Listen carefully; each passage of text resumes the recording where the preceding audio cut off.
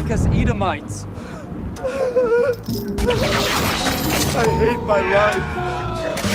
This is our kingdom, a kingdom of righteousness. Praise the Lord. Praise ye the Lord.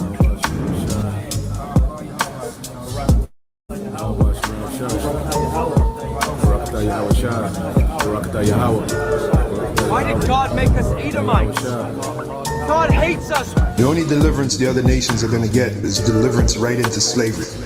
They're going to be our slaves, thus saith the Lord. Why did God make us Edomites? God hates us. Why? God, why? Jeremiah 30:16 tells you every last one of the other nations, which are non-Israelites, are going into captivity. They're going into slavery underneath the Israelites when the Israelites go back into rulership.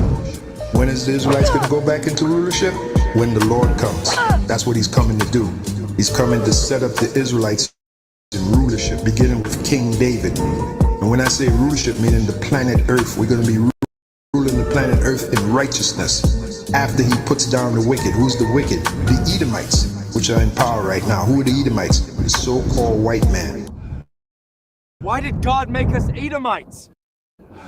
God hates us. Why? God, why?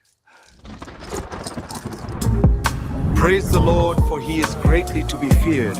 He removed the wicked and put us righteous in power, to victory and the dawn of a new era. And when I say rulership, meaning the planet Earth, we're going to be ruling the planet Earth in righteousness. After he puts down the wicked. Who's the wicked? The Edomites, which are in power right now. Who are the Edomites? The so-called white man. This is our kingdom, a kingdom of righteousness. Praise the Lord Yahweh. Praise ye the Lord. Begin with those top banking families, which happen to be so-called white people. We're talking about the Rothschilds, Rockefellers.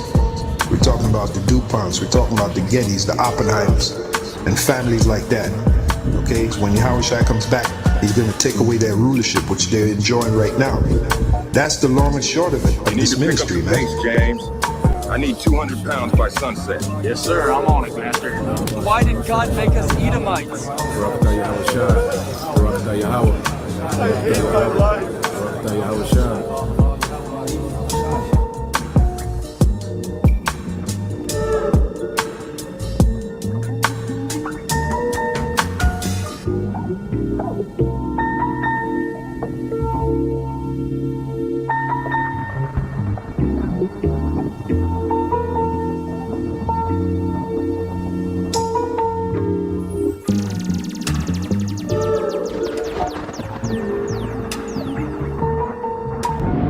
Why did God make us Edomites?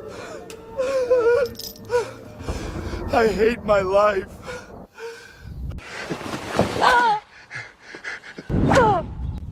Praise the Lord, for he is greatly to be feared. He removed the wicked and put us righteous in power.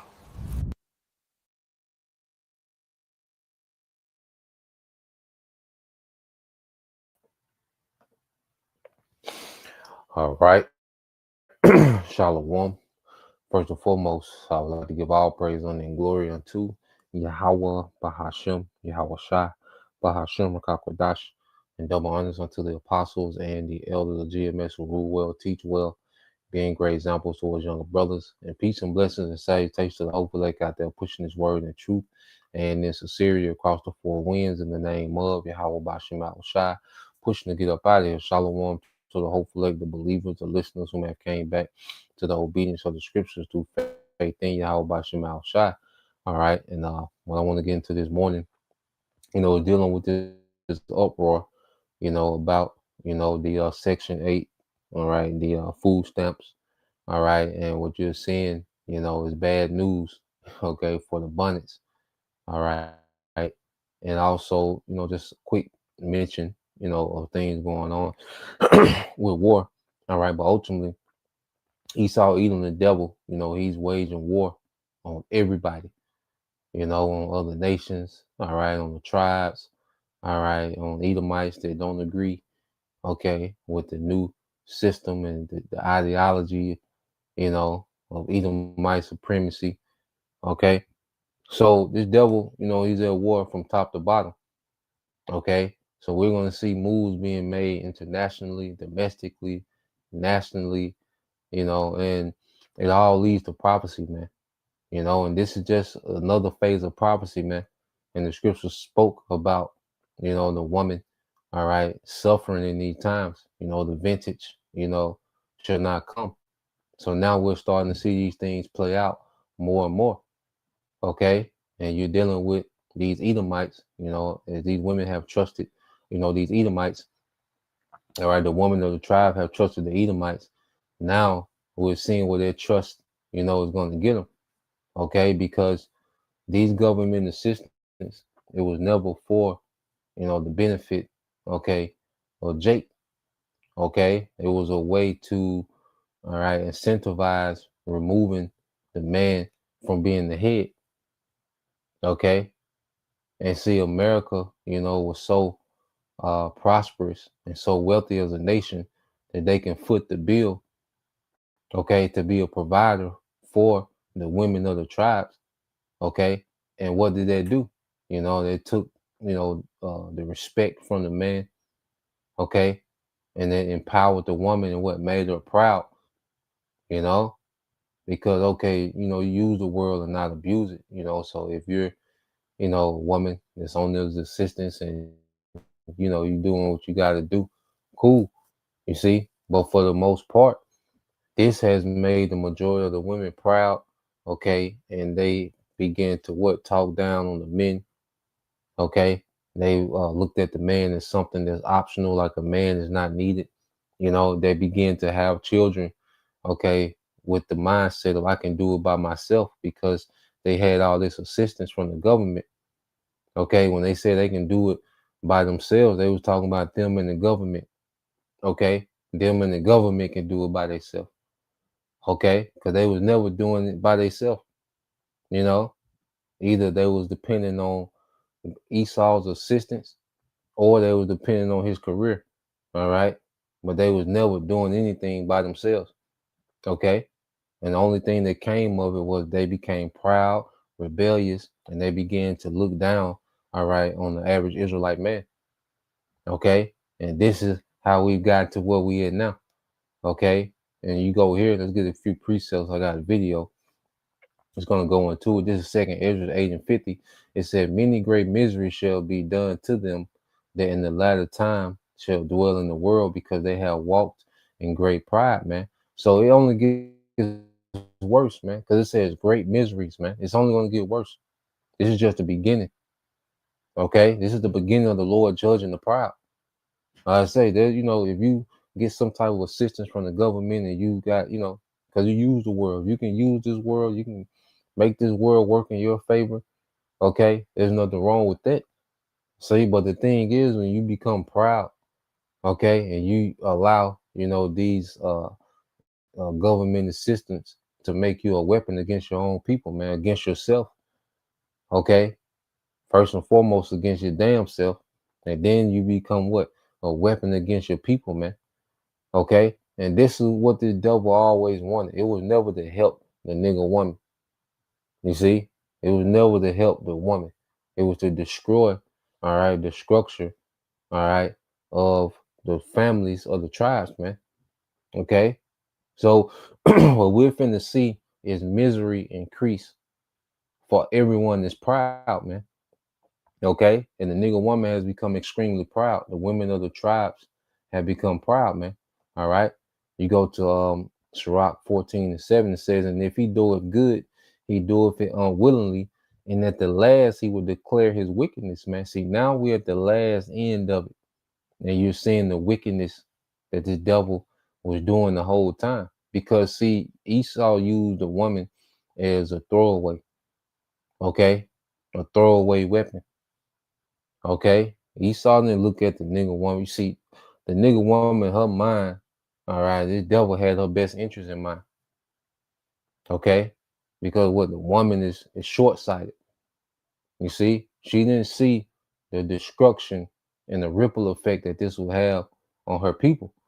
Okay, making it normal to have these single mother households. Okay, that's not normal. You see, And Esau made that a thing. He glorified it. First he put, because scriptures say, um, where your treasure is, that's where your heart will be also. So the fact that this devil was willing, to put money, okay, he was willing to put his treasure into the nigger woman and the women of the tribes.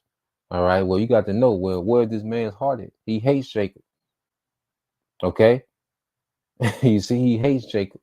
So his heart is towards hatred. So he put money, all right, to fund his hatred towards the tribes. Okay. But remember, he's crafty. So he disguised it as aid. Okay. As assistance. Okay. But what did they do? They just created more poverty, man. Because first you couldn't have a man in the household. All right. And then you had certain other restrictions when you get these assistants on how many hours you can work, do this and that. So that puts a cap on you, okay, on how you can move.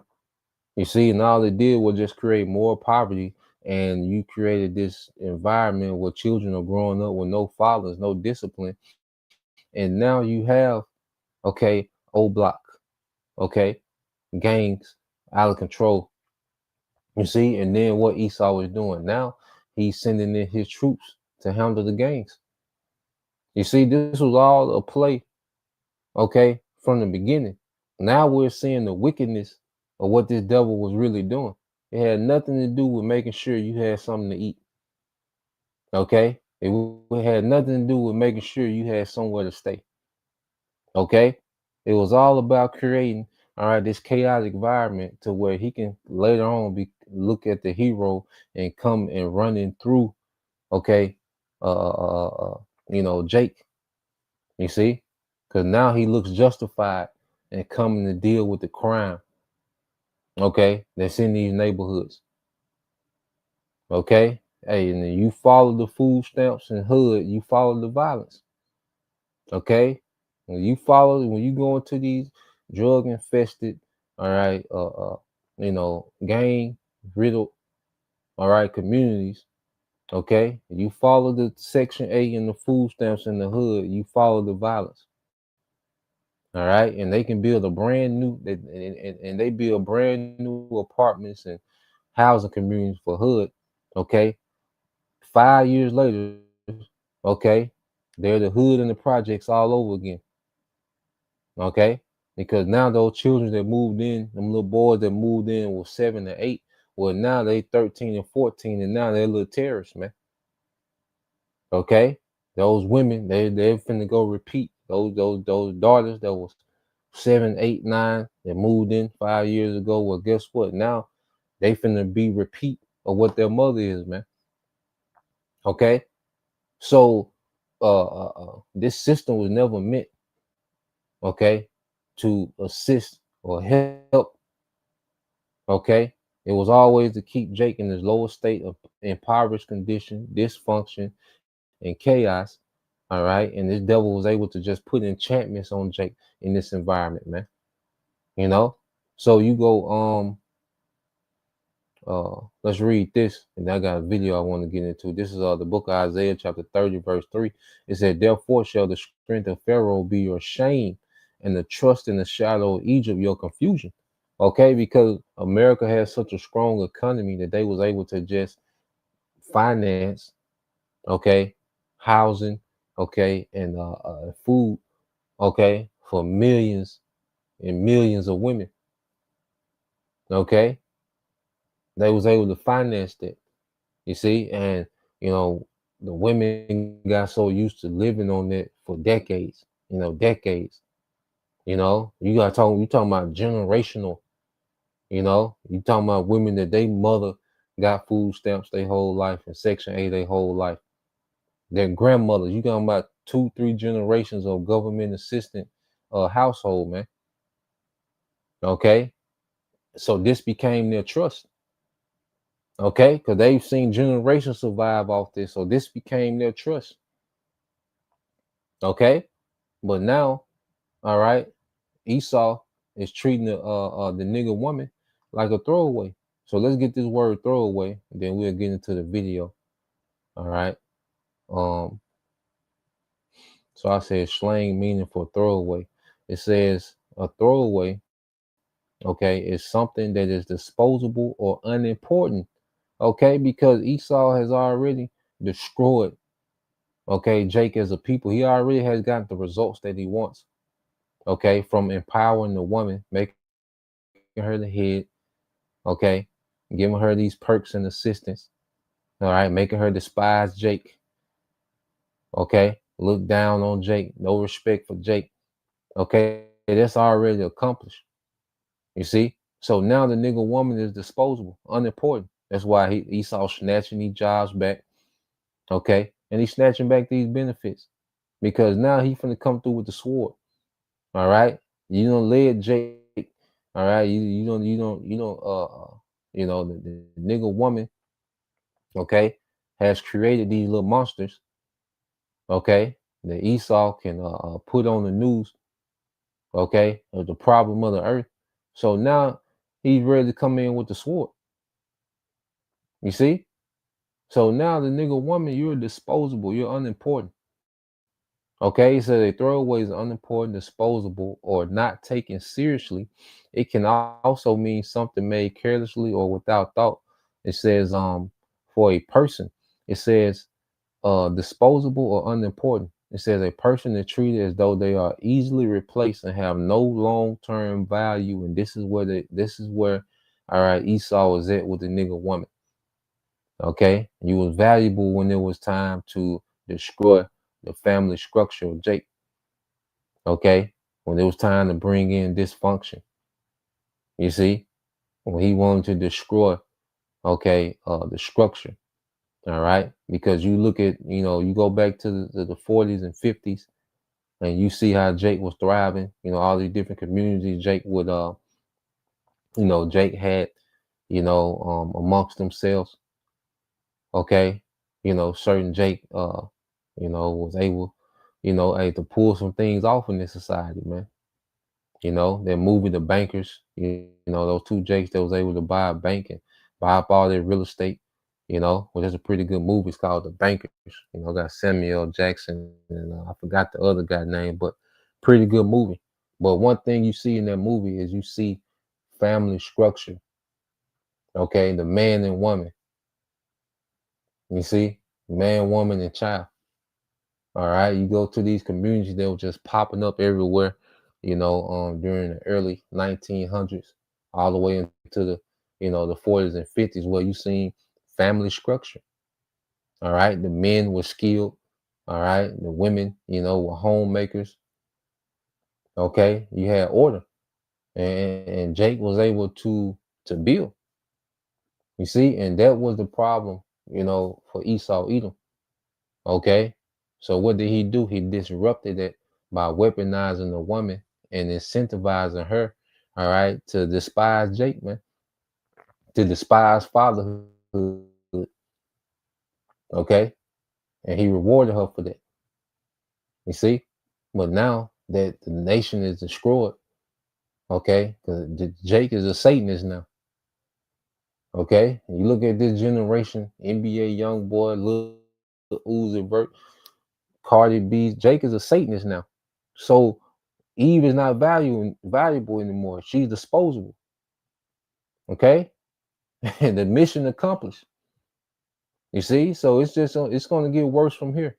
It says not to be taken seriously. Someone's feelings, opinions, or contributions are dismissed or considered, okay, insignificant, man.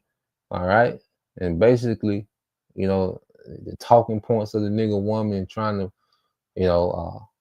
plead her case in these situations, man. Nobody want to hear that shit, man. All right. Even when they don't hear crime, man, people don't even take you seriously, man. Okay, so let's get to this video. Um, you so like I said, it's to the point where you can't even take the nigga woman seriously, man. That's in this mindset. Okay. So let's play this.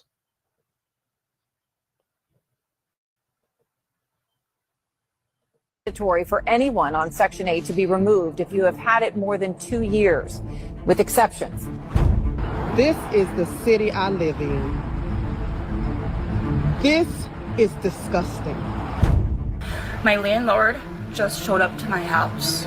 She is giving me less than 48 hours to find a place for me and my 6 kids. HUD Secretary Scott Turner is turning off the programs. They're cutting Section 8 quietly. Trump says stop being dependent and become independent. I agree. Not only did our landlord shut our water and electricity off. To all the people that's on Section 8, he is giving y'all 2 years to get on your feet. Section 8 was designed to help. It's meant to provide housing stability for low-income families, seniors, and people with disabilities. A lifeline in a system that often leaves people behind. But today, that lifeline is fraying, and for some, it's snapping.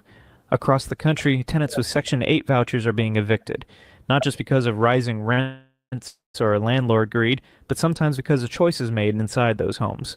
Missed inspections, lease violations, disputes with neighbors, and yes, in some cases, failure to meet basic responsibilities. It's easy to blame the system, and often that blame is justified.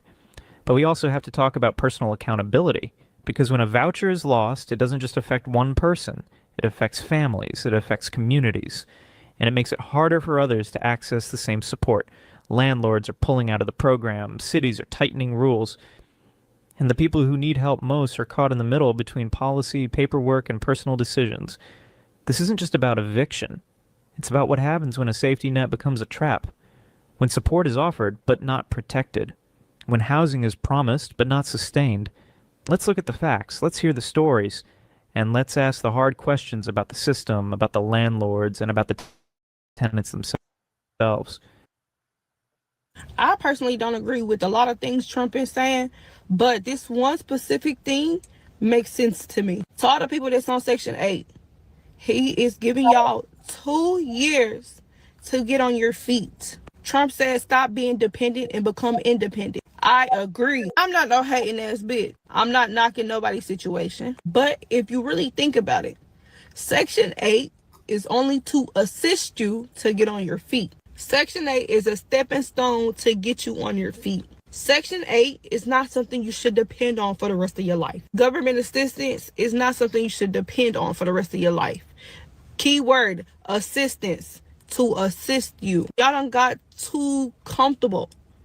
Too comfortable. There's people that's been on Section 8 for like 10 plus years. That's a long time. Within that amount of time, you should have a lot of money saved up in your bank account, in your savings account. Y'all too busy buying the newest shoes, buying the hottest cars, trying to keep up with the trend, buying designer purses, buying designer clothes, but you're in public housing. If you can buy designers, you can pay your house rent without assistance. Let that sink in. If you can buy designers, you can pay your house rent without assistance. I mean, I get it. There's a lot of single mothers out here also that need those type of assistance. But if you're just comfortably living off Section 8 and don't care, that's crazy to me. That's the reason why nobody else can get in, because y'all be on Section 8 for years. Y'all not thinking outside the box. Y'all being so dependent. Stop being so dependent and let's become independent. This is the city I live in. This is disgusting. Anyone who thinks this is permissible should not be in anybody's leadership. This is a baby's picture. Fuck them kids. All right. Get y'all ass out of there. All right. This is a whole new regime. Okay? Getting your ass out of there. All right. And this is judgment from the Lord. You know, because like I say, these same women have become what? Proud as hell. All right. Here it is. You a goddamn bum. Without the government, you a bum. Okay. But you become extremely proud. And just like the little Eve was just saying, These same women will have designer this, designer that, be on vacation. Like you on vacation on hood, then your priorities ain't you don't if you on hood, you don't need to go on no goddamn vacation. You need to figure it out in your community. You ain't figured it out in your community yet. You know? So now the Lord putting an end to this, man. All right, and it's gonna increase. These things gonna increase, man, and no one's gonna feel sorry, man. All right, the nigga woman has burnt all her bridges in the earth, man. She done talked all this shit. Okay, so now we finna just see the debacle and the dismantling of this pride. All right, of the nigga woman, man. All right, so let's play this some more. They're cutting Section 8 quietly. I've received a letter stating that they're downsizing my voucher with no reason. After approved accommodation was it's the truth. Donald Trump's budget for 2025 slashes HUD funding by 43%, over $30 billion, sending local housing authorities into panic and reducing housing sizes like mine.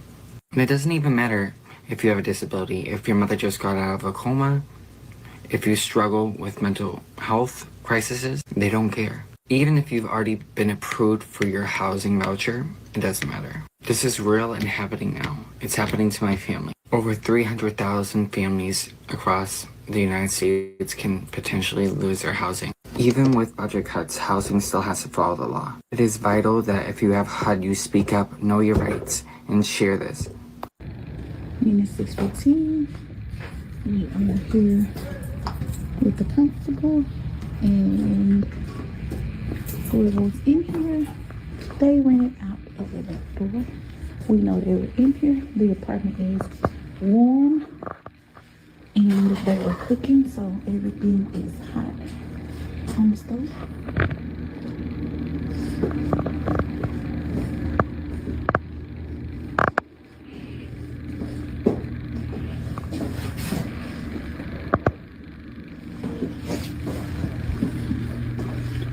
And the back door has been kicked in. Constable popped that up until the maintenance guy came to secure it. He's waiting on the car.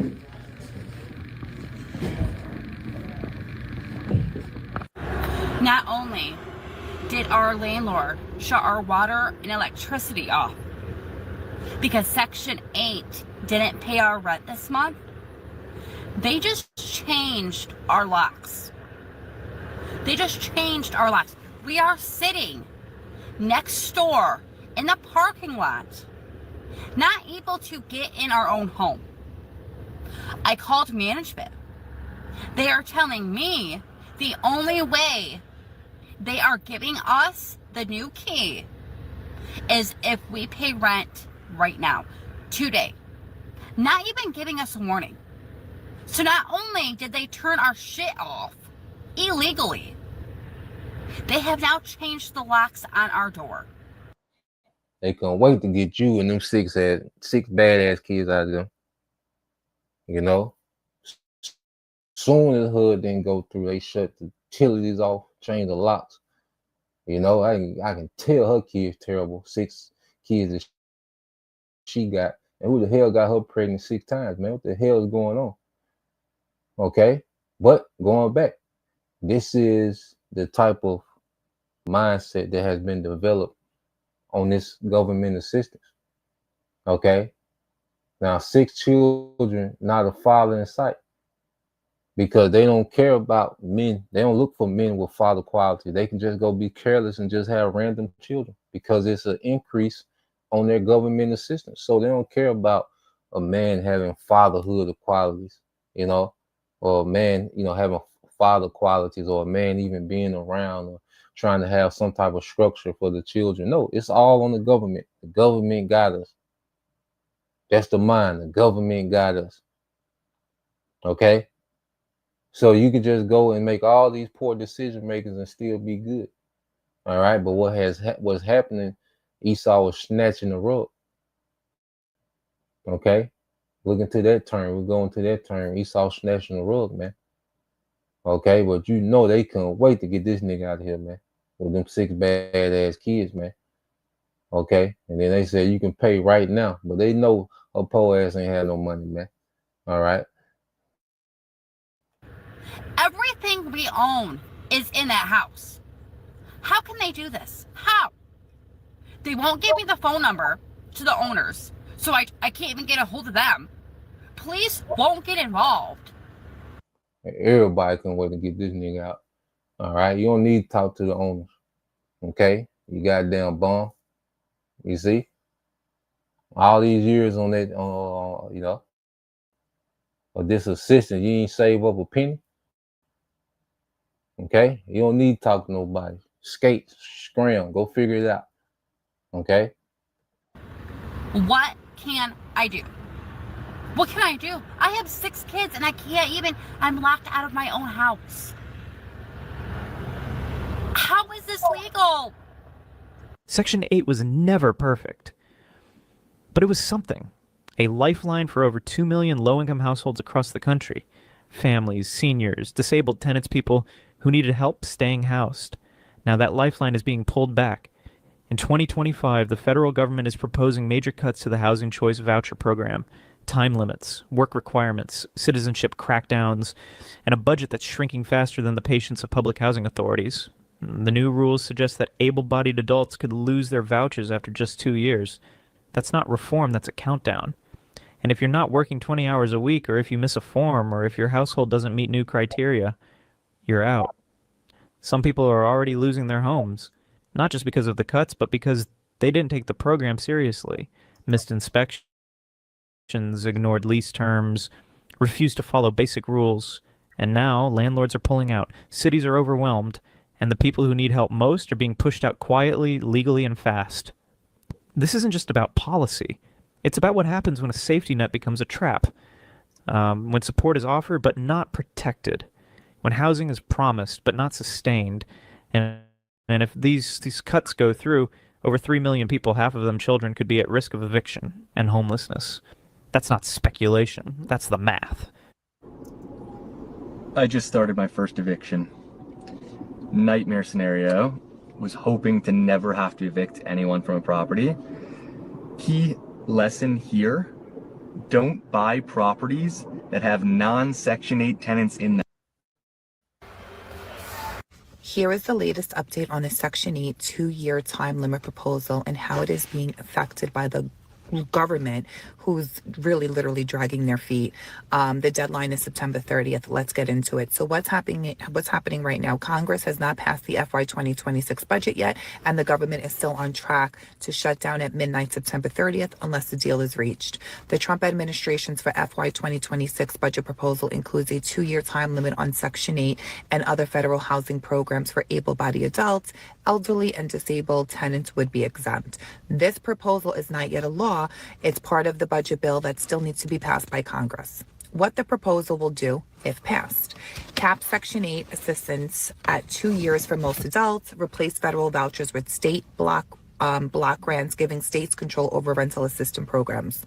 I'm going to say that again.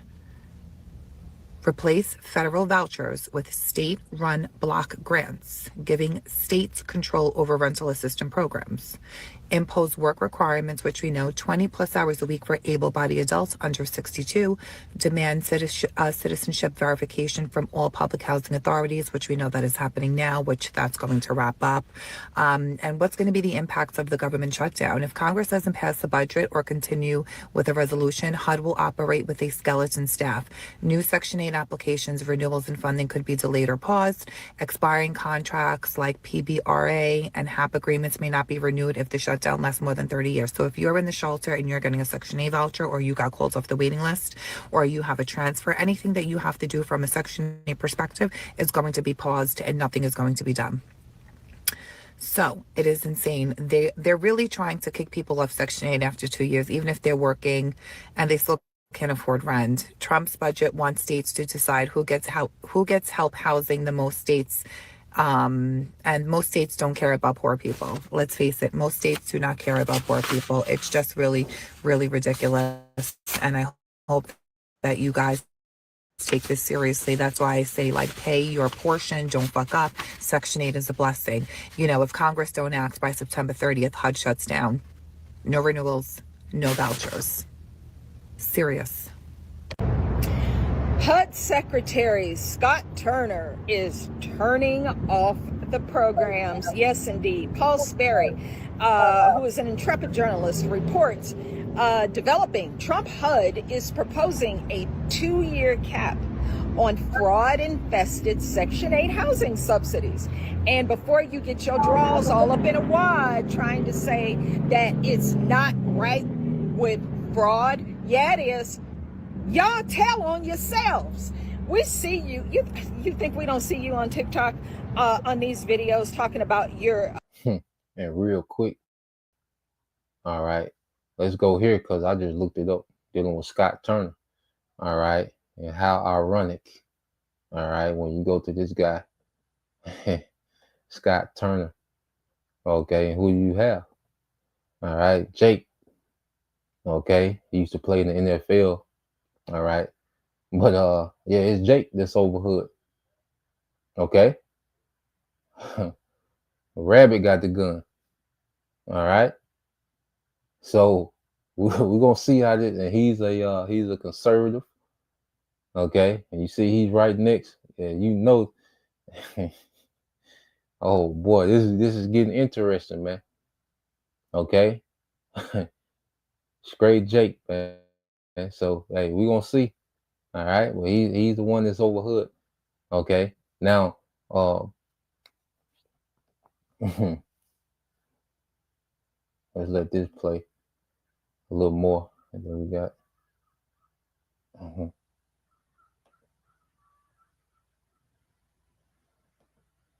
So the brother put it up to pull the rug. All right, it said to pull the rug out from under someone, to suddenly or unexpectedly. This is the brother Isaiah Bishop. It said to suddenly or unexpectedly remove, all right, or rescind support, help, or assistance, all right, from someone, to abruptly leave someone in a problematic or difficult situation, man. And this is what's happening. Esau is pulling the rug out, all right, from the nigga woman, man. All right. This is what we see happening. Okay. And all people that's, that took this, system and made it a lifestyle, made it a crutch. Okay. So let's play this some more. Section 8 housing, and you're in the store with 3 or 4 carts full of food, and then you get home and you start cooking the food and you show all the kids in the background and stuff. Y'all in the grocery store doing the dang on twerking and shit, while other people are at work paying for you, sitting on your fat, gross ass. I seen this female the other day, and I'm like, golly, people are still doing this? Like it's the 80s again.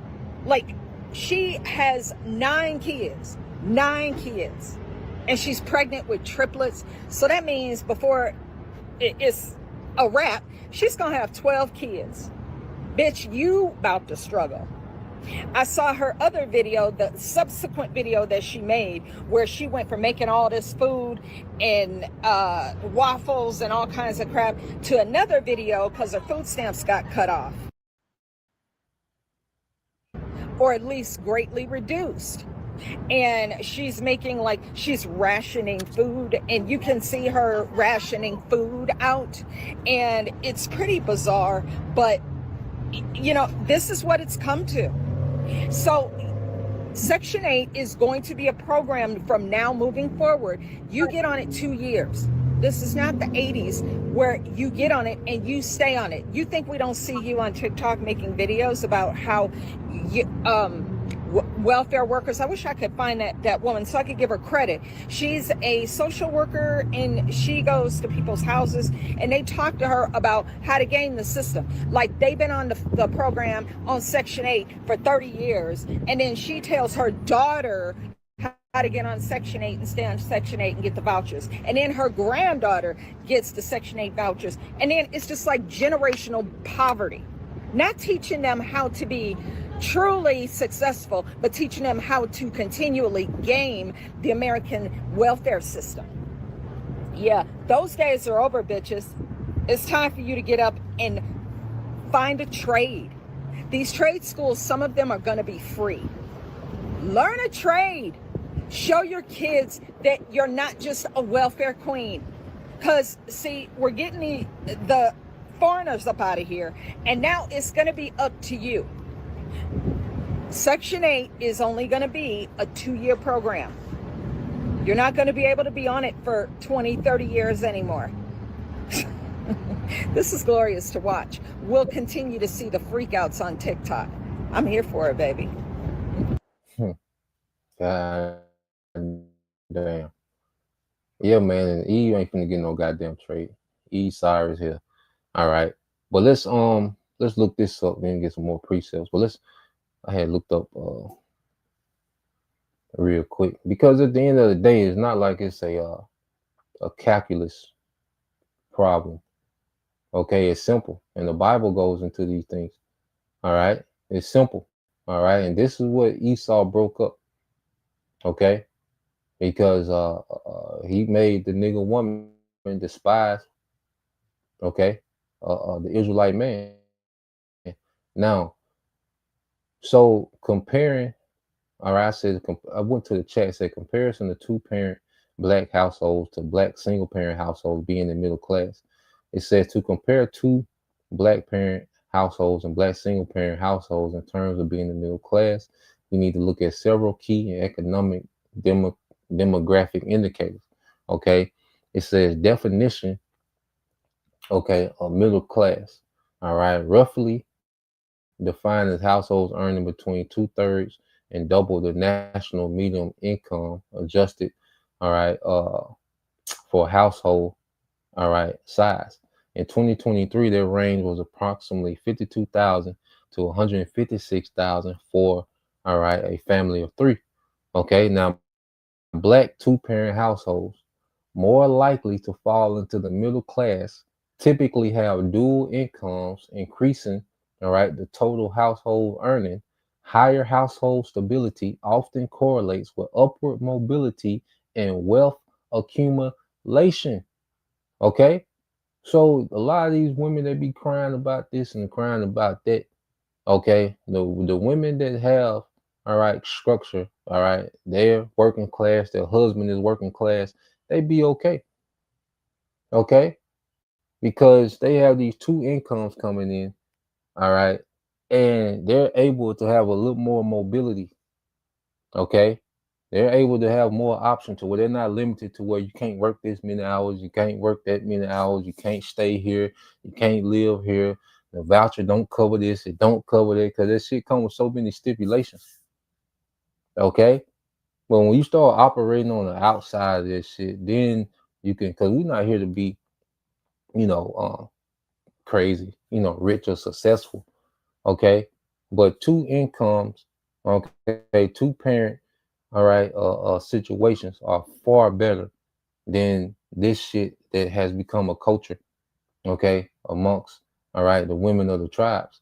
It says black single-parent household, primarily led by single mothers, medium income is much lower, okay, than 2-parent household, face more economic vulnerability. Yeah, so you're in a position to where if your voucher doesn't come through, if they change the rules or stipulations of your vouchers, you're on the street. Okay, they change the stipulations with the food stamps, then yeah, it's a crisis. Okay, it says often below or on the lower end of middle class thresholds. It says, now this is simple math. Median income for black married couple families is 83,000. Median income for black single mother families is between 38,000 and 45,000. Now, it's simple math, okay? Because if you add, okay, 38,000 plus 45,000, what is that? 83,000. Okay, it's simple math. 2 incomes. Okay? And then the children have both parents.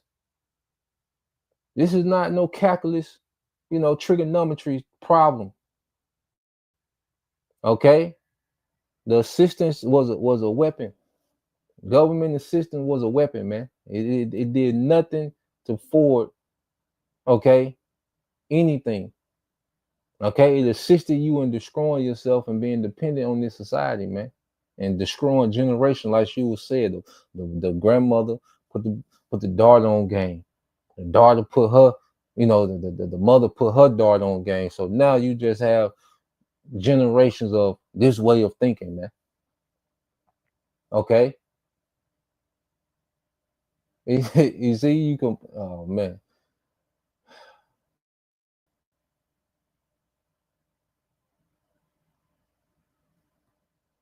and it just goes into, other things. But yeah, man.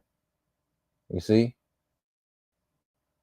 it's just a major difference, and it just the simple thing of a two-parent household, okay, or a woman that has, a husband, or, can find himself in a far better situation. Okay, you can build a little bit, with this little society, with this, you know, little liberty we got. You can build a little bit. You can pull something off, but you see. So let's go here. Uh,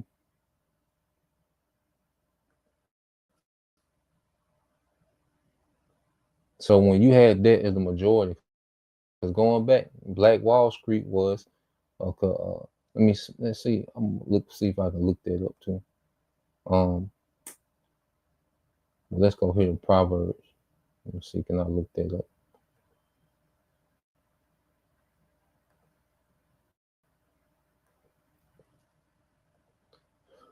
All right, but that used to be the majority. You see, and then when that was the majority, those two-parent households, the Israelite man with the Israelite woman, you can build a Black Wall Street, or Durham, North Carolina, Rosewood, Florida. Okay, you can do though. You can pull that off. Okay, but when you got, HUD and vouchers and that shit, you can't do nothing. You're restricted as hell. Okay, then you buy yourself. All right, and it's a lot. You can get into the numbers of it. But it is what it is, man. We at the point of judgment now. All right. So this is Proverbs 23:1. It says, "When thou sittest to eat with a ruler, consider diligently what is before thee." Okay, just like going back to the garden, because it's speaking about eating. But see, in the spirit, is speaking about what? A philosophy, a doctrine, a way. Okay, and Eve had that sit down with the ruler Esau, but she didn't consider diligently what was before her.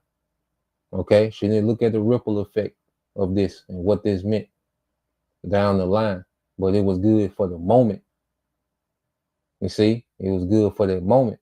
Proverbs 23:2, it says, "And put a knife to thy throat, if thou be a man given to appetite, be not desirous of his dainties, for they are deceitful meat."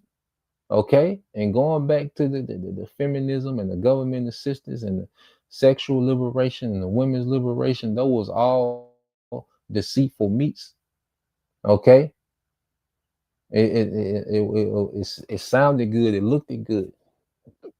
Okay, it's like, damn, he has our best interest. He wants us to win. The man is trying to hold us back. Because what did the serpent say to Eve? Like he put it to as if the Most High was holding her back. Adam was holding her back.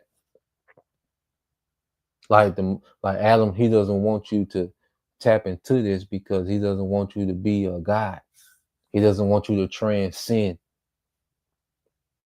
Okay, that's the game that the serpent came with Eve. So Esau came right back in the 60s as if he was allowing the woman to transcend. Like, look, you can be a Supreme Court judge.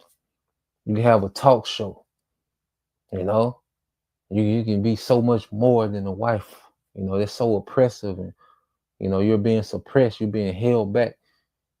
You can come over here. You can be a celebrity.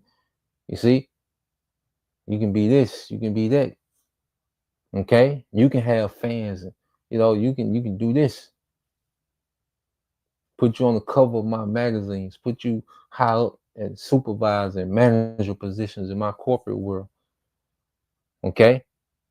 It was all deceitful meats. Or better yet, just take this assistance. Just don't have him around. Just I got you with it. You get new children, don't worry about. I got you. Every child you got, I'm gonna cover you. You know, it was all deceitful meats, man. Okay, and it says, I'm gonna jump down. Verse 6. It says, "Eat thou not the bread of him that have an evil eye." Yeah, because Esau, all right, has an evil eye toward the sons of God. All right. The tribes, man. He wants that lineage to be destroyed and be ruined. Okay. And he, all right, infiltrated the woman's mind, okay, to get her out of her position, her role, okay, within the house. Okay. And there was a domino effect from there, man. Okay. He said, "Neither desire thou his dainty meats." Okay. And the woman, she took those dainty meats. All right, that bread of deception, man. It says, "For as he thinketh in his heart, so is he. Eat and drink, saith to he, but his heart is not with thee, his mind." Okay, he never had your best interest in mind. Okay, and now he's pulling the rug. You see, now this devil is getting ready to pull that rug, man. Okay, and it's just gonna get worse, all right, and worse and worse. You know, going back, I'm gonna get this real quick. Pull the rug. Got some more on it. Okay, so it says to pull the rug. It says saying, all right, the saying "pull the rug from under me" is an idiom meaning to suddenly and unexpectedly withdraw support, stability, or assistance, leaving someone in a vulnerable or chaotic situation. It is used to describe a feeling of betrayal or sudden stabilizing change that was not anticipated, like being fired, all right, a project losing funding, or a relationship, sudden ending. All right. And their relationship between Eve and the serpent is ending, man. Okay. And it's a very chaotic, destabilized position, man. Okay. It says sudden loss of support. This is the core meaning. It implies that ye were relying on something, whether it was financial, emotional, or practical support, and it was removed without warning, man. Okay. So this is what we're seeing the devil, okay, is pulling the rug. Okay. You see, this is what we're witnessing, the devil pulling the rug, man. Okay. Let me see. How many? Two. Look up this real quick. Household. Let me see. 2-parent household in the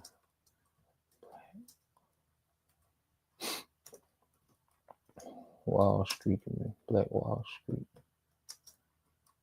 Unity. So just look this up. So you to give us some.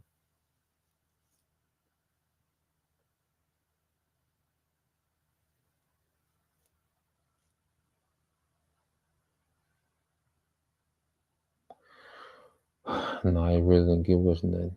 Esau blocking that. It's all good, but something I look up another time. So yeah, that's the point. We leave it there. All right. Yeah, man. So yeah, bad news for the Bonnets, man, and it's gonna get worse. Their pride, that you've been able to garner, all right, on these different systems, and whether you're, the career woman, or say a welfare queen, all right, either way, all right, you're finna lose, all right, everything attached to this society and Esau is finna lose, okay, so Lord will, you brothers, all right, and you sisters edified once again. I'm gonna give all praise and glory unto Yahweh, Bahashem, Yahweh Shai, Bahashem, Kakadash, And double honors unto the apostles and the elders of GMS who rule well, teach well, being great example towards younger brothers. And peace and blessings, salutations to the hopeful Shalom.